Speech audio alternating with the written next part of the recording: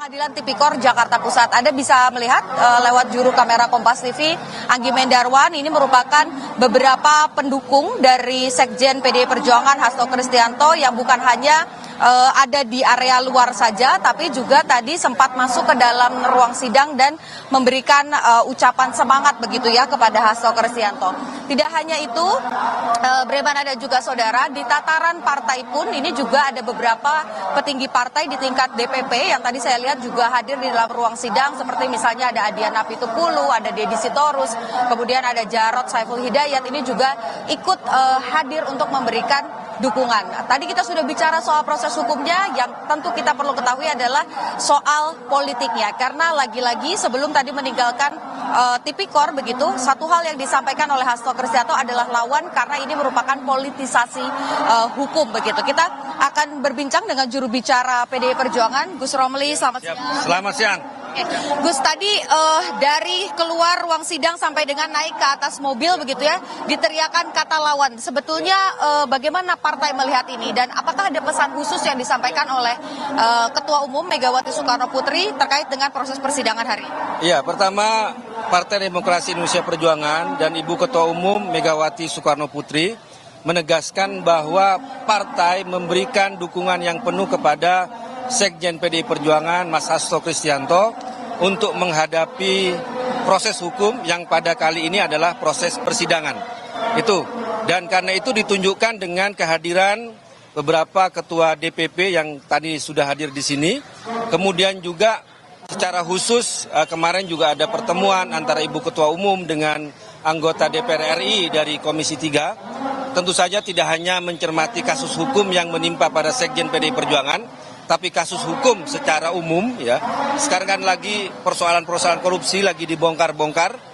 Nah, kalau dibandingkan dengan korupsi yang ada, kasus yang Mas Hasto Kristianto sebenarnya tidak layak untuk ditersangkakan kemudian didakwa. Dan kalau kita mencermati tadi, memang dakwaan jaksa itu adalah daur ulang. Daur ulang dari dakwaan-dakwaan sebelumnya. Bahkan kalau bahasa saya itu hanya copy paste dari dakwaan sebelumnya yang sudah ada pengadilan, sudah ada putusan yang berkekuatan hukum tetap ingkrah, kemudian dimasukkan lagi. Misalnya cerita apa? Contohnya tuduhan jaksa bahwa katanya Sekjen PDI Perjuangan Mas Hasto Kristianto memerintahkan Harun Masiku untuk menendam HP melalui Nur Hasan. Kesaksian Nur Hasan di tahun 2020 sudah menyatakan bahwa bukan Hasto Kristianto yang menyuruh merendam HP, yang menelpon bukan. Tapi ada dua orang yang datang kepadanya dan memaksa dia nelpon Harun Masiku. Bukan Hasto Kristianto. Itu tahun 2020 sudah ada persidangannya, putusannya sudah ada. Artinya apa? Ini terus didaur ulang. Kemudian menuduh misalnya Mas Hasto Kristianto menyuruh Kusnadi merendam HP. Itu kesaksian Kusnadi sudah menyatakan nggak ada perintah merendam HP. HP nggak ada. Yang dimaksud adalah dia menenggelamkan pakaian setelah dia upacara, membuang sial. Tapi ini diulang-ulang terus oleh jaksa padahal saksi itu sudah membantah, putusan pengadilan sudah ada, tapi kenapa didaur ulang? Nah, ini yang disebut ini kriminalisasi. Apa kriminalisasi itu?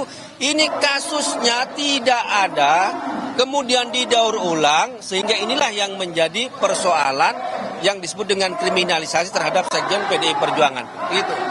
Itu tentu saja harus kita sama-sama buktikan ya di proses persidangan ini. Apakah kemudian memang betul kriminalisasi atau jaksa penuntut umum. Tapi ini ada juga perdebatan yang terjadi di publik begitu ya. Dengan all out-nya PDI Perjuangan ini ada kesan bahwa melindungi koruptor begitu ya. Nah itu seperti apa? Apakah kemudian PDI memang betul seperti itu atau memang ini full kriminalisasi? Ini full kriminalisasi. Jadi kami menganggap bahwa Sekjen PDI Perjuangan bukan tersangka kemudian terdakwa kasus korupsi. Tapi apakah partai akan melindungi perilaku koruptif? Sikap partainya Mas? Kita itu PDI Perjuangan sangat setuju dengan pemberantasan korupsi. Tapi untuk kasus Sekjen ini bukan kasus korupsi, ini kasus politik. Makanya saya sebut bahwa Hasto Kristianto bukan tersangka kasus korupsi, bukan terdakwa kasus, tapi adalah korban politik, tahanan politik. Ini politik kasus kriminalisasi memakai KPK untuk menjerat Sekjen PDI Perjuangan. Kami melihatnya seperti itu. Oke, baik. Terima kasih Gus, kita sama-sama nantikan proses persidangan masih panjang.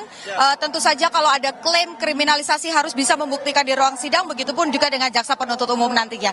Terima kasih Gus untuk pesannya yang disampaikan lewat Kompas TV. Jadi bagaimana ada dua kubu yang bertarung begitu ya dalam proses persidangan kali ini. Tadi dakwaan sudah dibacakan, besok giliran kubu Hasto Kristianto yang kemudian menyampaikan keberatan-keberatannya. Tadi tentu saja beberapa hal yang disampaikan oleh partai ini akan menjadi bagian dari eksepsi. Juga tadi sudah disampaikan oleh kuasa hukum bahwa dalam eksepsi poin-poin yang ada di proses pra-peradilan ini juga akan kemudian masuk ke dalam sana dan tentu saja akan dipelajari terlebih dahulu. Tapi sekali lagi bagaimana dalam proses hukum klaim apapun ini bisa disampaikan, tapi harus ada bukti yang kemudian dihadirkan di ruang sidang, ada saksi yang menguatkan ataupun juga ahli yang memberikan pandangan kepada majelis hakim.